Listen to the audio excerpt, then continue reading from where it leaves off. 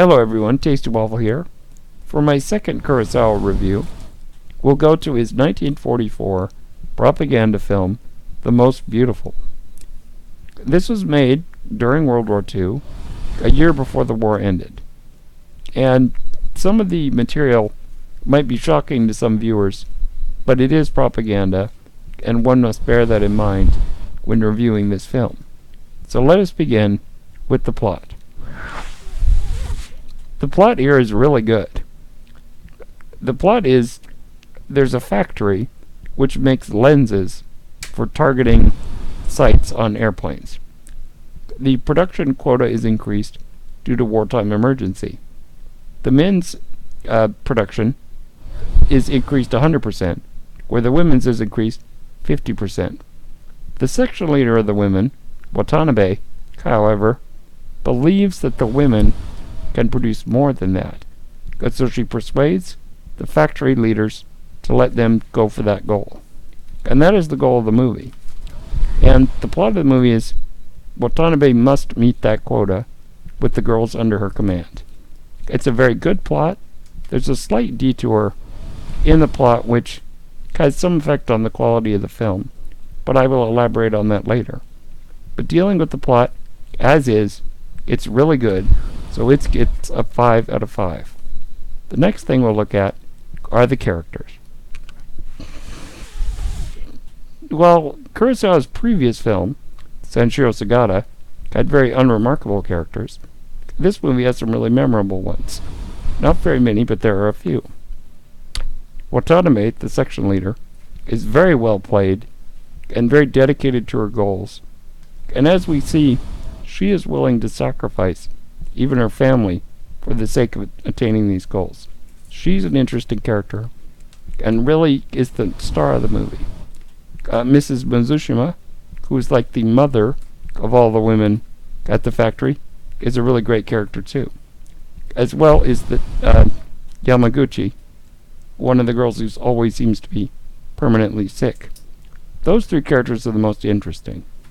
There are some which there's a feud between Okabe and Hattori, which is really kind of unnecessary and detracts from the plot, because I don't really see how it fits in. But that being said, these characters are all interesting and all very well acted, so I give the characters 5 out of 5. The next thing we'll look at is the script. This is, I think, where the problem lies. The script devotes too much time to this feud between Okabe and Hattori, which detracts from the film and is a slight detour. But nonetheless, it's a good script, and it does a really good job pacing this film. The film is very well paced. It moves along quickly. It's only 85 minutes long, and they use the time very well. So I give the script 4 out of 5. The next thing we'll look at is the depth. The depth here is alright. There isn't really a lot of development of these characters. We do see that Watanabe is willing to sacrifice her family for the sake of serving her country. And we do see that that presents a conundrum for her character. So that's really good. But a lot of the other characters, there isn't a lot of development, but they are good. And the one slight problem, which I'll mention again, is the feud between the two characters, which I think is not good for character development because it's a distraction from the plot. So I give the depth 4 out of 5. The next thing to look at is the music. This movie does not have a lot of orchestral music. What it does use is the girls marching and singing Japanese patriotic songs, and that's used very well in the film. So it really ends up being a really nice sound to it. There's a lot of quiet moments, as there are in most Kurosawa films, but the moments with music, with the girls singing, actually adds a lot to the movie and elevates it, and is used well in certain sections. Like at the end, there's a repeat of something we hear at the beginning. It's very good. So I give the music 5 out of 5. And lastly, the spectacle. The spectacle here is fantastic. Kurosawa was starting to find his style.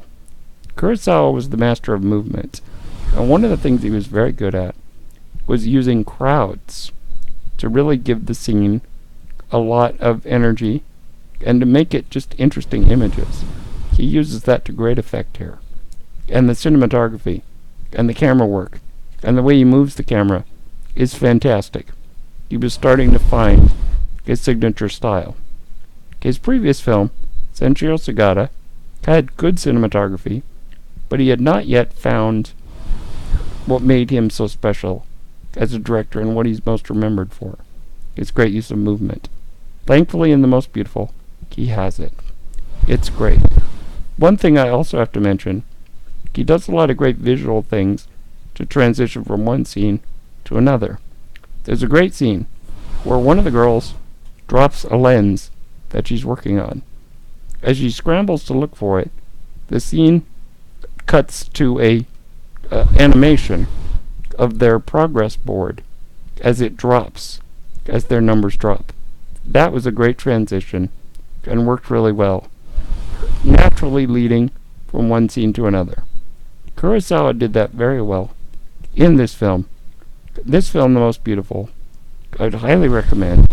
Keep in mind, it is propaganda, so it might be a little shocking, but this is really a great work, and so I give the film a 28 out of 30.